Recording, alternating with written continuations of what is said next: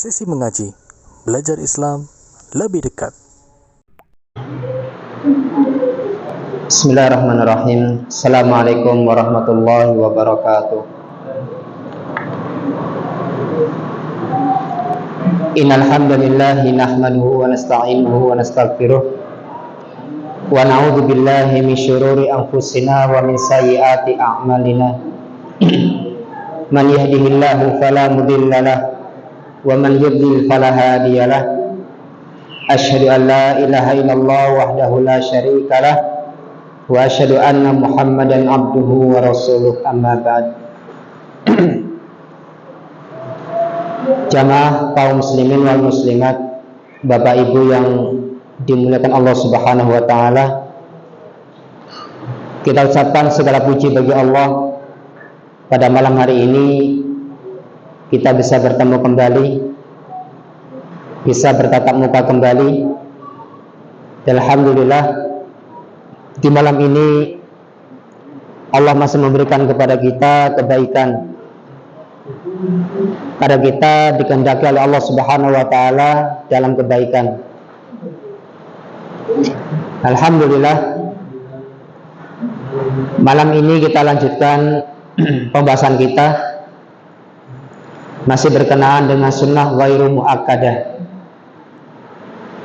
Kemarin kita baru menyebutkan 3 tentang sunnah-sunnah ghairu muakkadah yang ada di dalam salat. Yang pertama adalah doa iftitah. Yang kedua membaca ta'awudz, a'udzubillahi minasyaitonirrajim. Yang kita sebutkan tata cara membaca ta'awudz ada berapa? Ada 3. A'udzubillahi minasyaitonirrajim.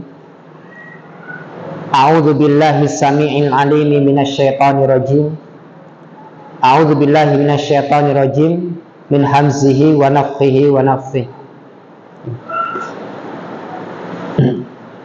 Atau bisa juga a'udzubillahi samii'il 'aliimi minasyaitonirrajim min hamzihi wa nafthihi wa nafthihi.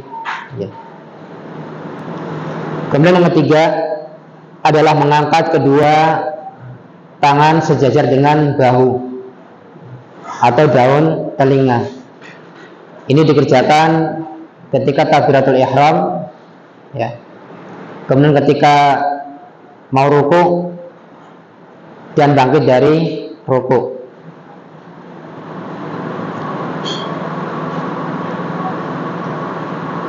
Kemudian ketika bangun dari tasyahud yang pertama. Kemudian yang keempat, di antara sunnah ghairu muakkadah yang keempat adalah membaca atau mengucapkan amin. Yang amin ini diucapkan baik oleh imam ataupun makmum ataupun sholat sendirian, ya. Amin ini dibaca oleh imam, makmum, atau ketika kita sedang sholat sendirian. Membaca amin ini dibaca setelah selesai membaca surat Al-Fatihah. Hal itu berdasarkan sebuah riwayat bahwasanya Nabi Shallallahu Alaihi Wasallam ketika selesai di akhir surat Al-Fatihah dengan siratal ladzina an'amta alaihim ghairil maghdubi alaihim waladdallin, membaca amin, yang artinya amin itu adalah ya Allah kabulkanlah permohonan kami. Jadi amin itu permintaan kepada Allah agar Allah mengabulkan permintaan kita. Karena di dalam surah Al-Fatihah itu mengandung doa-doa. Ketika kita membaca ihdinas siratal mustaqim, tunjukilah kami ke jalan yang lurus, siratal ladzina an'amta alaihim, yaitu jalannya orang-orang yang Allah berikan nikmat kepada mereka. Siapa orang yang Allah berikan nikmat kepada mereka? Mereka 4 golongan. Pertama, para nabi. Yang kedua, para syuhada. Yang ketiga, para siddiqin. Dan yang keempat, as-salihin.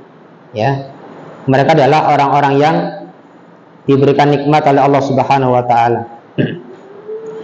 Kemudian ghairil maghdubi, bukan jalannya orang-orang yang Allah murkai. Al-maghdub, ya dijelaskan dalam tafsir itu maknanya adalah al-yahud, orang-orang Yahudi yang sekarang sedang membantai orang-orang Islam dari zaman dulu. Padahal orang Yahudi itu adalah orang yang termasuk mereka ahli kitab, karena diberikan al-kitab. Insyaallah, syukur. Diberikan kitab oleh Allah Subhanahu wa taala dan mereka mengetahui betul tentang Nabi Shallallahu alaihi wasallam. Ya.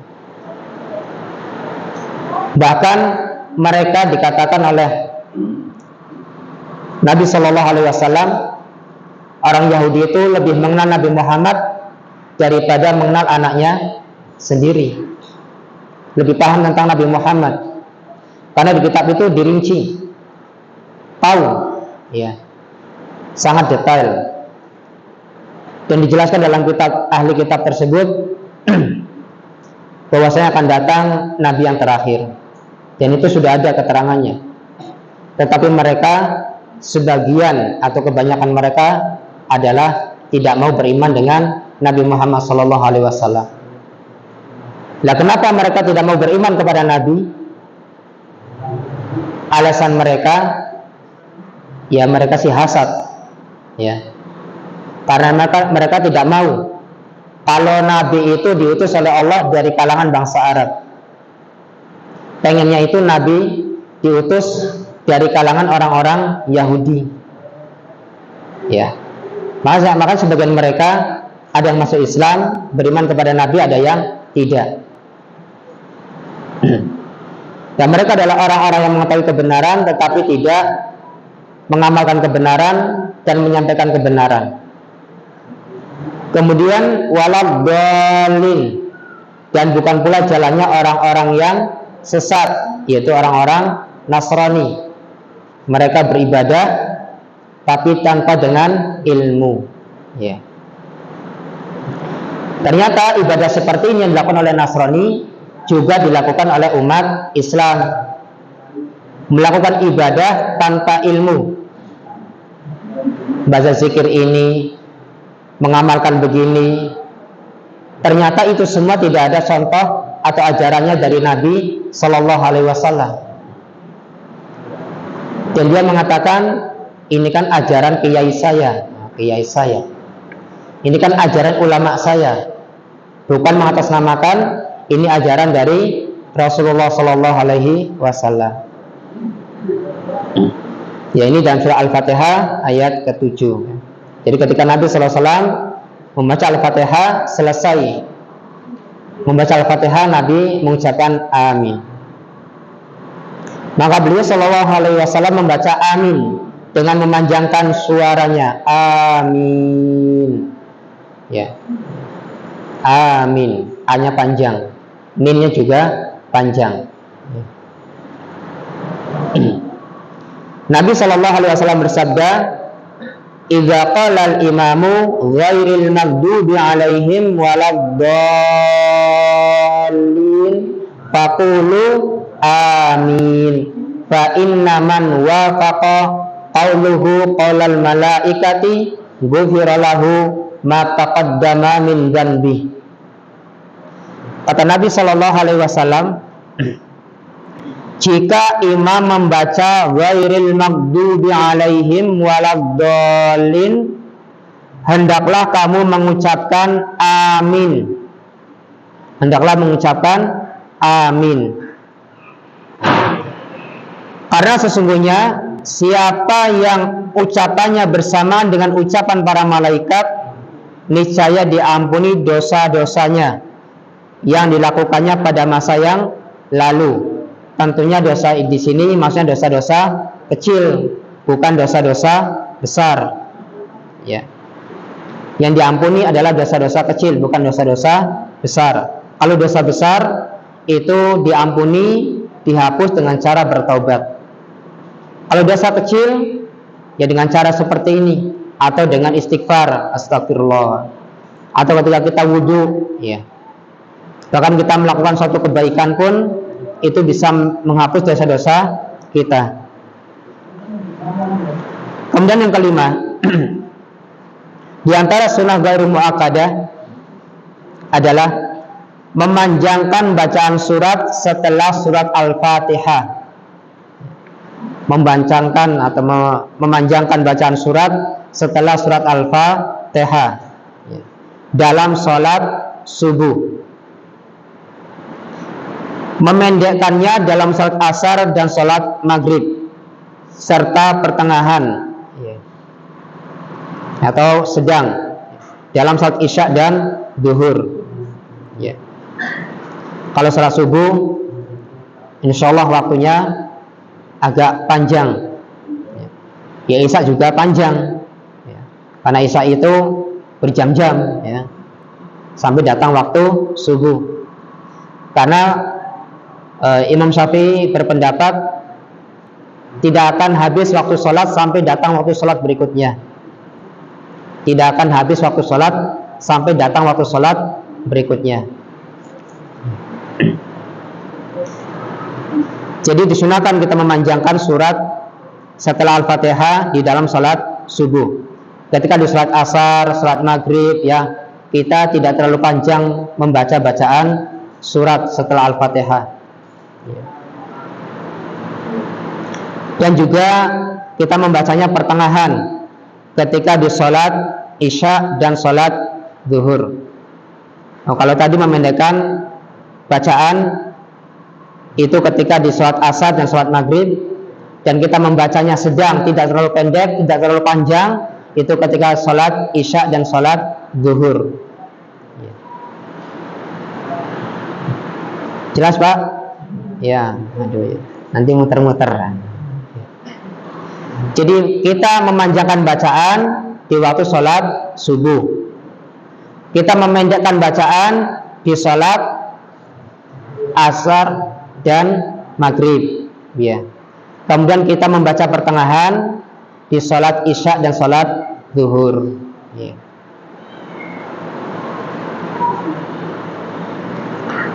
Hal itu berdasarkan keterangan dalam sebuah riwayat bahwa Umar radhiyallahu taala anhu, ya, menulis sepucuk surat.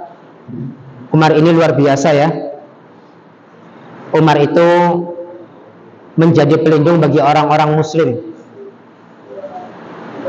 Ketika Umar belum masuk Islam, orang-orang muslim itu sangat takut untuk sholat di dekat Ka'bah.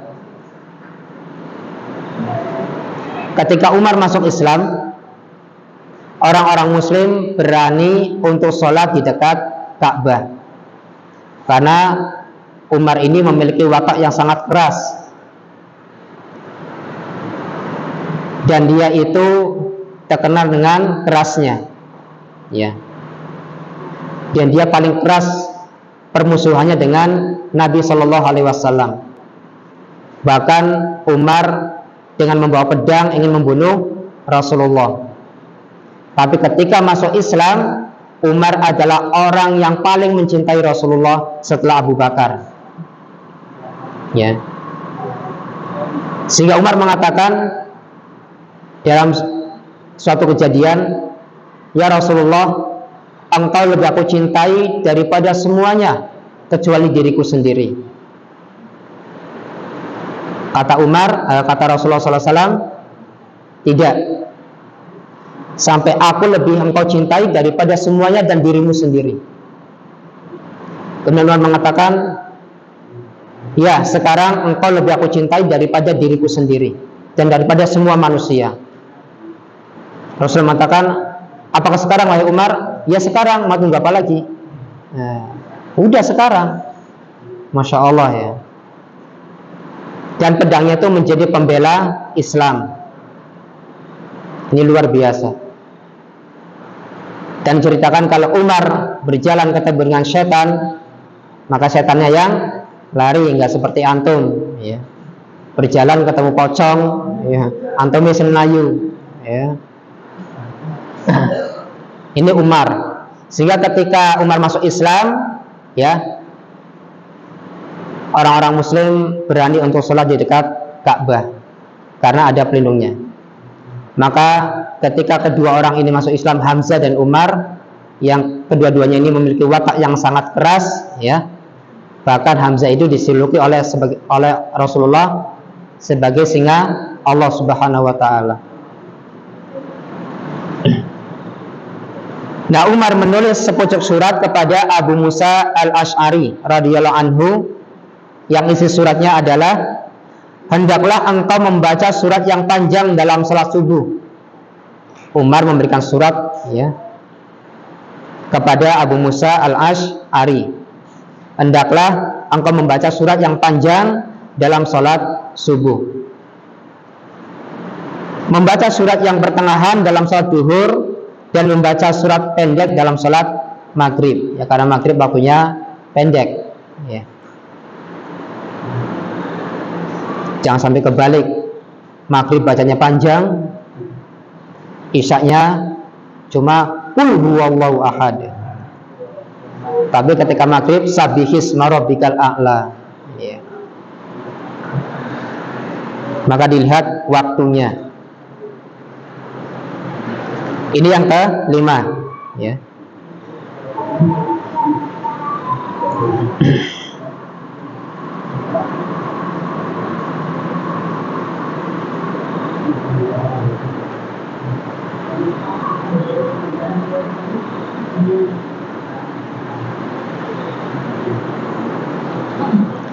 Kemudian yang keenam, di antara sunnah ghairu muakkadah adalah berdoa di antara dua sujud. Doa di antara dua sujud, yaitu dengan membaca Rabbighfirli warhamni wa'afini wahdini warzuqni, atau banyak redaksi, ya. Banyak redaksi. Rabbighfirli warhamni wahdini wajburni warfa'ni wahdini wa'afini.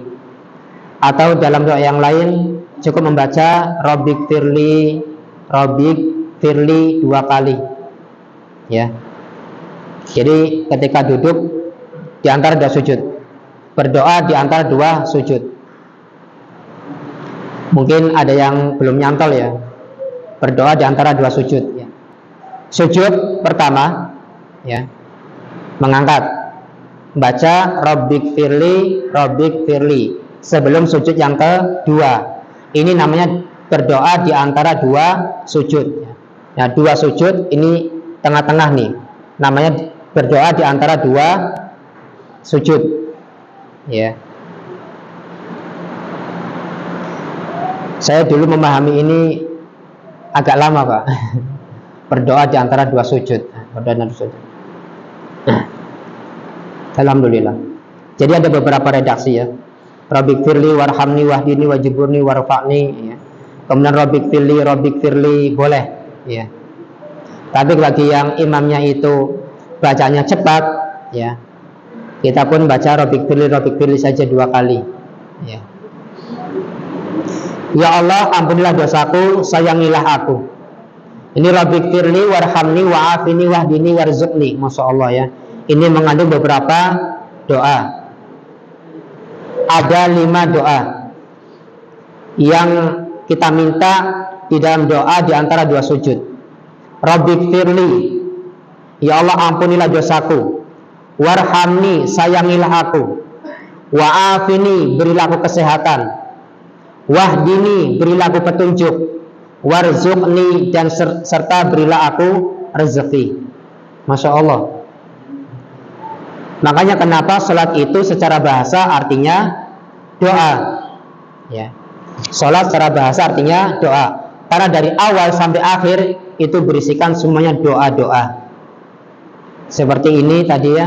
Rabbighfirli warhamni wa'afini wahdini warzuqni.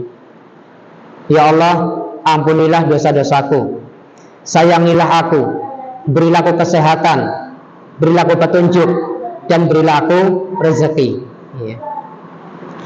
Berdasarkan sebuah riwayat bahwasanya Rasulullah SAW membaca doa tersebut saat duduk di antara dua sujudnya. Hadis ini diriwayatkan oleh Imam At-Tirmidzi.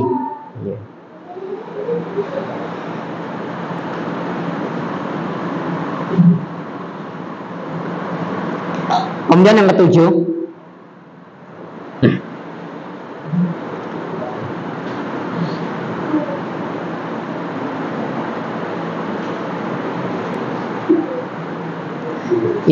adalah tata cara duduk yang diriwayatkan oleh Nabi Shallallahu Alaihi Wasallam. Tata cara duduk yang diriwayatkan dari Nabi Shallallahu Alaihi Wasallam dalam sholat adalah duduk iftirash pada beberapa duduk dan duduk tawaruk pada duduk yang terakhir. Dari duduk yang pertama ketika tasyahud awal duduk iftirash, kemudian tasyahud akhir adalah duduk dengan tawaruk. Duduk iftirash adalah duduk di atas telapak kaki kiri dan menegakkan kaki kanan. Kaki kanan ditegakkan, kemudian ditekuk, jari-jarinya menghadap ke kiblat. Ya, duduk iftirash. Dan telapak kakinya ini diduduki, ya, diduduki. Ya. Adapun duduk tawaruk itu tetap kaki kanan itu seperti ketika iftirash, ya, kakinya ditegakkan, kemudian ditekuk, jari-jarinya menghadap kiblat, dan kaki kirinya itu menyilang, ya, memasukkan, sehingga telapak kaki kirinya itu tidak didudukin, ya, biasa didudukin, ya, dia ke sana, ya. Itu tawaruk, ya. Duduk tawaruk adalah duduk dengan menjadikan telapak kaki kiri berada di bawah paha kanan, ya. Kemudian ini, ya, pantatnya duduk di lantai, ya, duduk di lantai. Kemudian meletakkan tangan kiri di atas lutut kiri dengan merenggangkan jari-jarinya, ya. Misalkan ini lutut, ya, maka kita begini.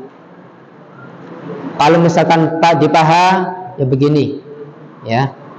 Jadi kalau di lutut begini dengan direnggangkan, jadi ini lutut, ya, ini lutut, ya. Kemudian ini tangan kita renggangkan begini. Kalau di paha tidak menggenggam, tapi begini, ya, seperti ini, ya. Itu ketika kita meletakkan tangan kita di paha.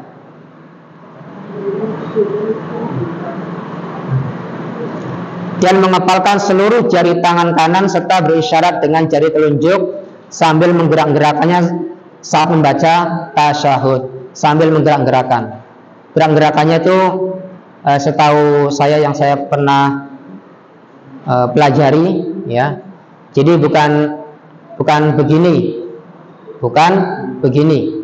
cara menggerak-gerakannya, tapi begini dengan gerakan begini, ya, seperti ini, ya, seperti ini cara menggerakkan. Ini yang dijelaskan oleh Syekh Muhammad bin Nasruddin Al-Albani, ya, cara menggerakkan jari telunjuk. Jadi bukan begini, tapi begini, kemudian diginikan, ya.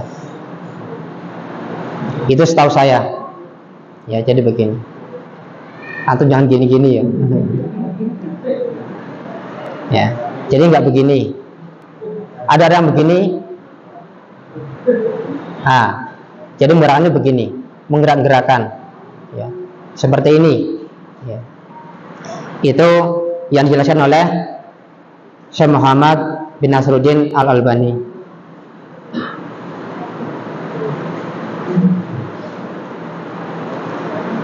Berdasarkan sebuah riwayat bahwa jika Nabi Shallallahu Alaihi Wasallam duduk ketika tasyahud, maka beliau meletakkan tangan kanannya di atas paha kanan dan tangan kirinya di atas paha kirinya, dan berisyarat dengan jari telunjuknya serta pandangan matanya itu tidak melewati isyarat jari telunjuk. Artinya apa? Pandangan matanya itu di ujung sini, di ujung jari telunjuk. Jadi nggak ke bawah, nggak ke depan, ya. Tapi ketika tasyahud pandangannya ke sana sambil menggerakkan. Adapun yang diam juga tidak masalah karena dua-duanya boleh. Kedua-duanya boleh. Jadi nggak usah bingung dan tidak usah menyesatkan. Semuanya boleh semua. Yang suka begini jangan menyesatkan yang gerak-gerak, yang gerak-gerak jangan menyesatkan yang diam. Semuanya boleh.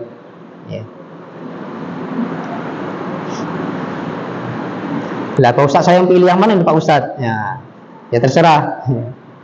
Kalau dalam sebuah hadisnya menggerak-gerakkan jari telunjuk itu lebih ditakuti setan daripada pukulan besi. Yang kesembilan,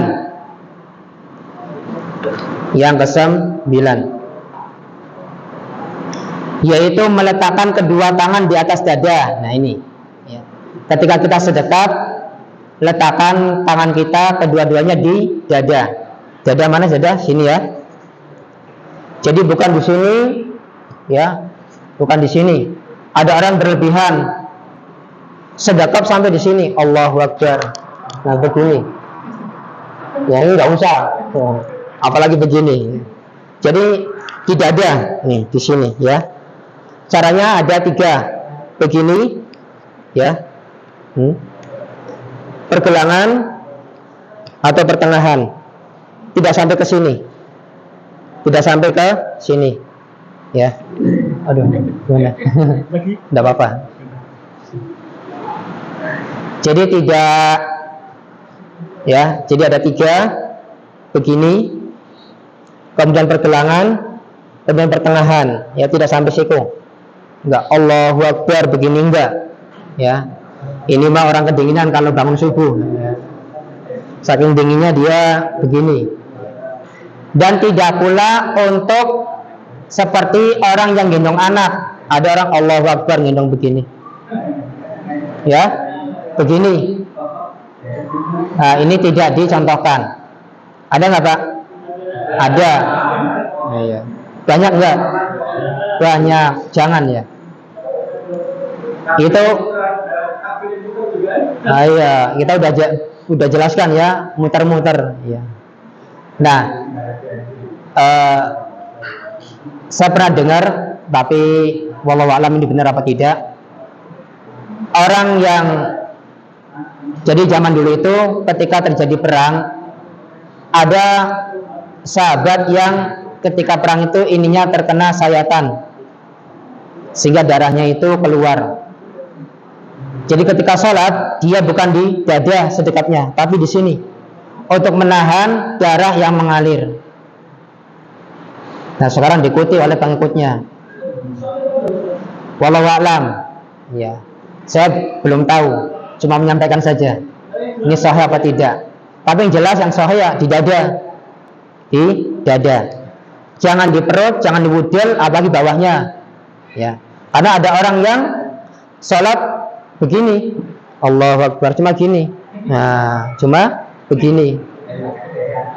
Ini kayak nggak niat sholat, ya, kayak nggak niat sholat.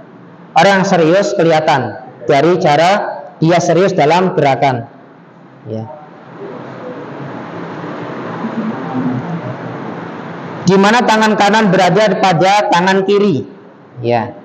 Jadi bukan, jangan sampai salah ya, tangan kiri kemudian tangan kanan, bukan tangan kanannya menempel di dada kemudian tangan kirinya di atas tangan kanan. Nah berdasarkan keterangan yang dikemukakan oleh Sahal bahwa orang-orang diperintahkan supaya meletakkan tangan kanan pada lengan kirinya ketika sholat. Lengan kiri berarti sini ya, atau sini. Kemudian berdasarkan keterangan yang dituturkan oleh Jabir, marra Rasulullah sallallahu alaihi wasallam bi rajulin wa huwa yusalli wa qad wada'a yadahu al-yusra 'ala al-yumna fantaza'aha wa wada'a al-yumna 'ala al-yusra.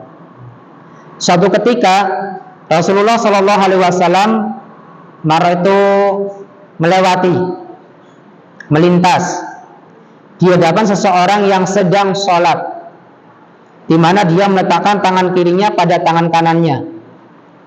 Maka beliau melepaskannya dan meletakkan tangan kanannya pada tangan kirinya.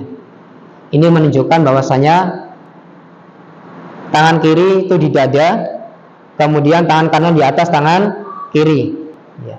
Nabi pernah melihat ada seperti ini, kemudian Nabi melepaskan, kemudian memperbaiki.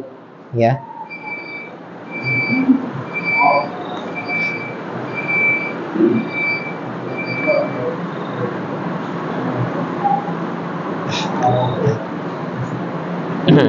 Satu lagi. Yang ke-10, berdoa ketika sujud. Berdasarkan sabda Nabi sallallahu alaihi wasallam, ala inni nuhitu an aqra'al qur'ana raki'an aw sajidan fa amma ruku'u fa'azzimu fihi rabba wa amma sujudu fajtahidu fid du'ai faqaminun an yustajaba lakum. Hadis ini diriwayatkan oleh Imam Ahmad. Ya. Ketahuilah bahwa sesungguhnya aku dilarang membaca Al-Quran di saat ruku dan sujud. Jadi tidak boleh seorang itu ketika ruku, ketika sujud membaca Al-Quran.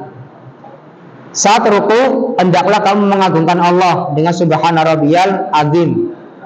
Sedang saat sujud, hendaklah kamu bersungguh-sungguh dalam berdoa, karena doamu saat sujud lebih pantas untuk dikabulkan.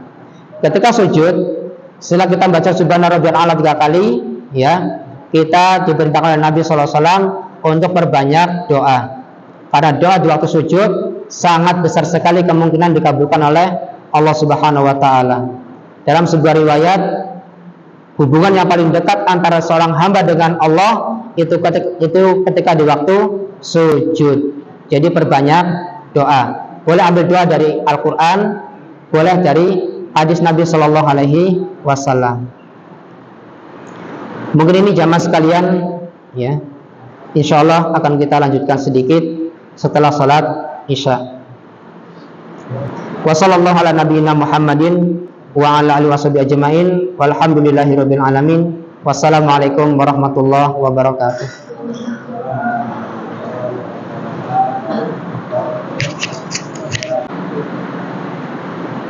Assalamualaikum warahmatullahi wabarakatuh. Alhamdulillahirabbil alamin, wassalatu wassalamu ala Rasulillah wa ala alihi washabihi ajmain. Amma ba'd. Ya, kita langsung saja. Kita lanjutkan yang ke-11, ya. Yang ke-11 adalah di antara sunnah ghairu muakkadah dalam salat adalah berdoa ketika tasyahud akhir setelah membaca sholawat atas Nabi Muhammad SAW. Doa berlindung dari 4 perkara yang Nabi SAW ajarkan kepada kita. Jadi setelah doa tasyahud akhir ini selesai, kemudian kita membaca doa, Allahumma inni a'udzubika min adzabi jahannam wa min adzabil qabri wa min fitnatil mahya wal mamati wa min syarri fitnatil masihid dajjal. Ya Allah, aku berlindung kepadamu dari azab neraka jahanam, dari azab kubur, dari fitnah kehidupan dan fitnah kematian, dan dari fitnah keburukan, fitnah al-masih ad-dajjal. Nanti Dajjal ini akan keluar selama 40 hari. Hari pertama itu dirasakan seperti berapa? 1 tahun. Hari kedua dirasakan seperti 1 bulan. Hari ketiga dirasakan seperti 1 pekan. Dan hari keempat sampai ke-40 itu seperti hari-hari biasa seperti ini. Dia akan menjelajahi ke seluruh dunia dan akan memasuki kota-kota dan kampung-kampung kecuali 2 kota yang tidak akan dimasuki oleh Dajjal, yaitu kota Mekah dan kota Madinah. Akan tetapi Indonesia juga termasuk ini, ya. Dan Dajjal itu kebanyakan pengikutnya dari kalangan Yahudi dan juga para wanita, ya. Indonesia termasuk ini. Gak mungkin enggak, ya. Karena akan menjelajah ke seluruh dunia. Dia tidak akan masuk pada 2 kota Mekah dan Madinah. Karena apa? Di setiap pintunya ada penjaga malaikat yang membawa pedang. Allah jaga. Tetapi orang-orang yang di dalam kota Mekah dan Madinah itu tidak terlepas dari fitnah Dajjal.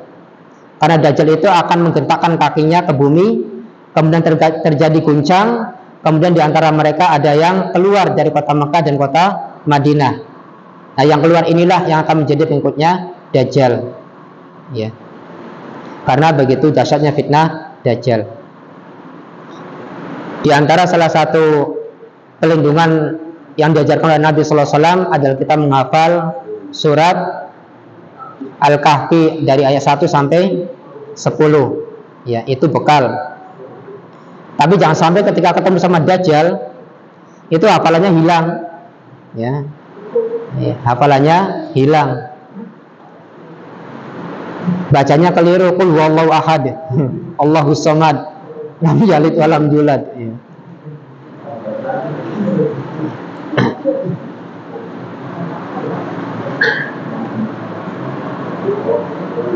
Kalau cerita tentang masalah Dajjal panjang, ya. Kita ngebahas masalah Dajjal.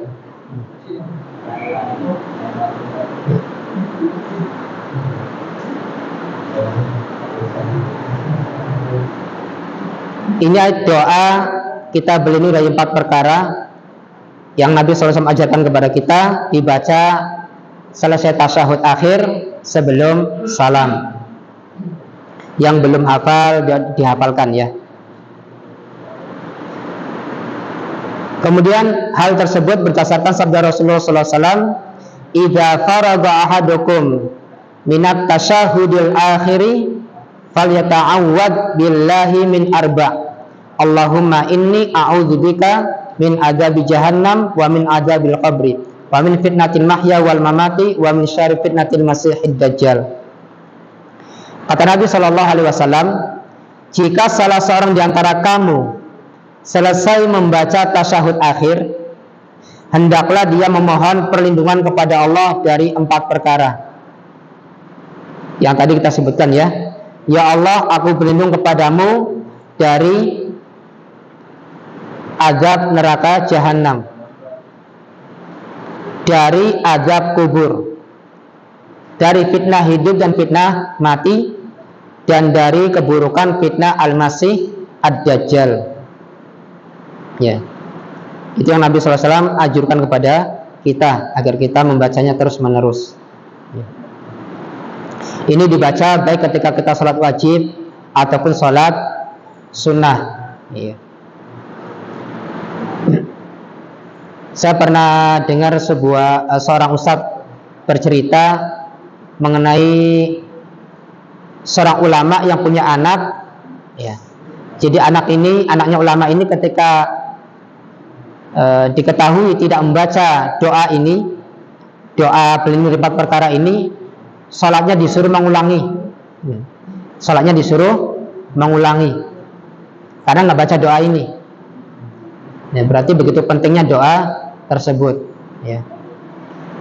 Ajarkan kepada anak-anak kita. Kemudian yang ke-12, di antara sunnah ghairul muakkadah adalah salam sambil menoleh ke sebelah kanan, ya, sampai pipinya itu kelihatan oleh makmum. Assalamualaikum warahmatullahi, ya. Cukup pipinya itu terlihat oleh makmum, tidak usah sampai muter gini, ya, tidak usah.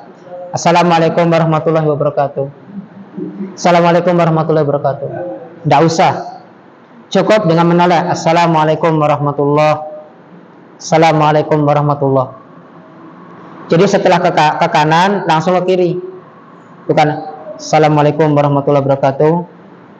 Assalamualaikum warahmatullahi wabarakatuh. Jadi kalau bisa langsung Assalamualaikum warahmatullahi wabarakatuh. Assalamualaikum warahmatullahi wabarakatuh.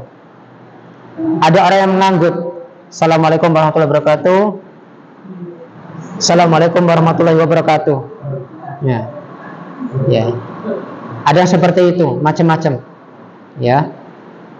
Jadi dia ada jeda, ada saktahnya, ya. Ada saktahnya. Jadi berhenti sebentar, kemudian lanjut. Kan sakta kan begitu, ketika kita baca Quran, ya kan? Kallabal rona, berhenti tanpa nafas, kemudian lanjut. Ini namanya sakta. Ya. Yang ke-13, salam yang kedua kali sambil menoleh ke sebelah kiri.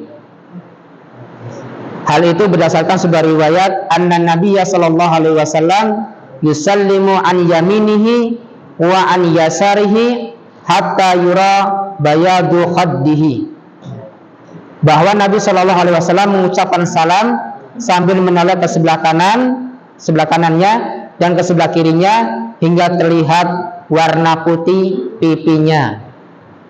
Ingat, pipinya saja, nggak usah setoran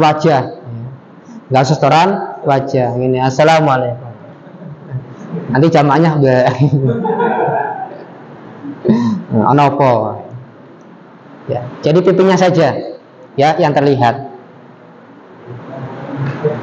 Yang terakhir, yang ke-14 adalah berzikir dan berdoa setelah salam. Ya, berzikir dan berdoa setelah salam. Di sini banyak riwayat, ya. Berdoa setelah salam.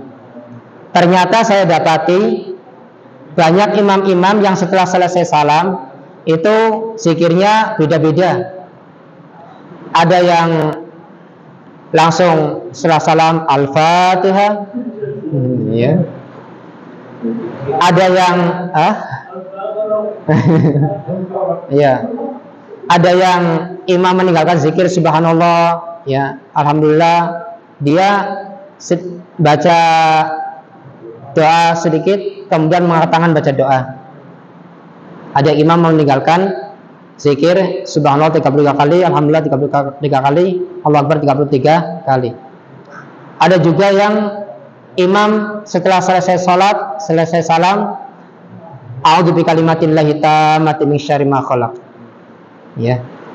Ada juga imam yang ketika selesai salam, ya, selesai salat, ya, salam, astagfirullahaladzim li wali walidayya, apalagi, ya. Ya.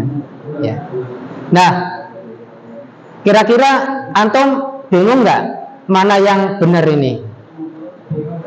Hah? Aduh, kadang satu imam bacaan zikirnya setelah salamnya itu bisa beda, satu imam. Ada yang a'udzu bikalimatillahi tammati min syarri ma khalaq setelah assalamualaikum. Ada yang Al-Fatihah, ya, kemudian alhamdulillah alamin sampai waladhdallin. Ada yang rabbik firli wali walidayya, ada yang astagfirullah wa atubu ilaik, ada yang astagfirullah li wali walidayya, dan macam-macam. Nah, kita ini bingung. Yang diajarkan sama Rasul itu zikir setelah salam itu yang mana? Nah, yang mana ini? Inilah kalau kita dalam mengamalkan suatu amalan tidak bersumber dari sumbernya, maka akan terjadi perbedaan. Ya. Mending perbedaannya itu bacaan doanya ada dari Nabi. Ya. Karena Nabi mengajarkan banyak doa. Ya. Alasannya, wong saya dari kiainya udah kayak gini dari dulu. Ya, bacaan setelah salam, zikirnya. Ya. Kemarin sudah kita sebutkan, ya. Pertama, yang diajarkan oleh Nabi Shallallahu Alaihi Wasallam adalah istighfar 3 kali. Cukup astagfirullah, astagfirullah, astagfirullah. Kemudian di sini sebutkan dari Thauban, hadis dari Thauban. Seraya berkata, kebiasaan Nabi Shallallahu Alaihi Wasallam setelah selesai sholat, beliau baca istighfar 3 kali. Kemudian Nabi SAW membaca Allahumma antas salam wa minkas salam tabarakta ya dzal jalali wal ikram. Hadis ini diriwayatkan oleh Imam Muslim. Kemudian dari Mu'adz bin Jabal bahwa suatu hari Nabi SAW memegang tangannya seraya bersabda, ya Mu'adz, inni lauhibbuka usika ya Mu'adz, la tada'anna fi duburi kulli salatin antaqula Allahumma a'inni ala dzikrika wa syukrika wa husni ibadatik. Hai Mu'adz, aku sangat mencintaimu. Hai Mu'adz, aku akan berpesan kepadamu bahwa setelah kamu selesai sholat, hendaklah kamu tidak meninggalkan doa berikut ini. Allahumma a'inni ala dzikrika wa syukrika wa husni ibadatik. Ya Allah, aku memohon pertolongan kepadamu untuk selalu mengingatmu, mensyukuri nikmatmu, dan menyempurnakan ibadah kepadamu. Ya. Setelah Allahumma antas salam, kemudian la ilaha illallah wahdahu la syarikalah lahul mulku wa lahul hamdu wa huwa ala kulli syai'in qadir. Allahumma la mani'a lima a'taita wa la mu'tiya lima mana'ta wa la yanfa'u dzal jaddi minkal jaddu. Doa ini dari Al-Mughirah bin Syu'bah. Itu kebiasaan Nabi Shallallahu Alaihi Wasallam membaca seperti itu setelah Allahumma antas salam. Ya, hadis ini diriwayatkan oleh Imam Al-Bukhari. Kemudian hadis dari Abu Umamah bahwasanya Rasulullah SAW mengatakan, barang siapa yang membaca ayat kursi setiap selesai sholat, maka tidak ada yang menghalanginya memasuki surga selain kematian yang belum datang. Kemudian hadis dari Abu Hurairah, Nabi SAW bersabda, barang siapa yang membaca tasbih 33 kali, hamdalah 33 kali, dan takbir 33 kali, semuanya menjadi 99, lalu dia menggenapkannya menjadi 100 dan membaca la ilaha illallah wahdahu la syarikalah lahul mulku wa lahul hamdu wa huwa ala kulli syai'in qadir. Kemudian yang terakhir, hadis dari Sa'ad bin Abi Waqqas bahwasanya Rasulullah SAW memohon perlindungan kepada Allah setiap selesai salat dengan doa berikut ini. Allahumma inni a'udzubika minal bukhli wa a'udzubika minal jubni wa a'udzubika min uradda ila ardalil umri wa a'udzubika min fitnatid dunya wa a'udzubika min adzabil qabri. Ya Allah, aku berlindung kepadamu dari sifat bakhil, kikir, dari sifat pengecut, dari pikun ketika di masa tua, dari fitnah dunia, dan dari azab kubur. Dan saat Sa'ad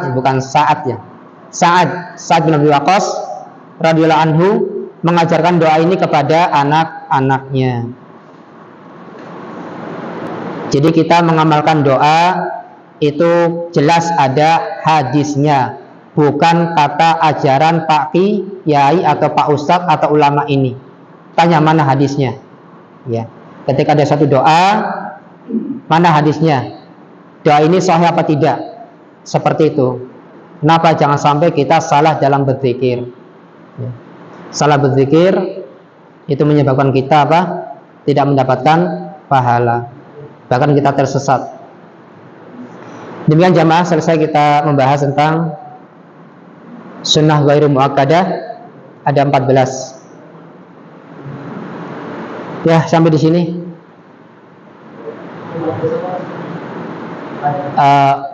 Saya minta maaf untuk malam ini tidak ada pertanyaan ya, karena saya ada keperluan juga mau ke Gandarum soalnya. Mungkin soal ini saya tak simpan dulu ya. Insya Allah akan saya jawab pada pertemuan yang akan datang ya. Masya Allah, soalnya apa ini Pak? Mana bintang-bintang nih? Ya, ini saya simpan ya. Insya Allah akan saya jawab pada pertemuan akan datang. Kurang lebih saya minta maaf apabila ada kata-kata yang kurang berkenan, dan saya menamun kepada Allah Subhanahu Wa Taala. Kita tutup dengan doa kafaratul majelis. Subhanakallahumma wa bihamdika Asyhadu an la ilaha illa anta astaghfiruka wa atubu ilaik. Wassalamualaikum warahmatullahi wabarakatuh.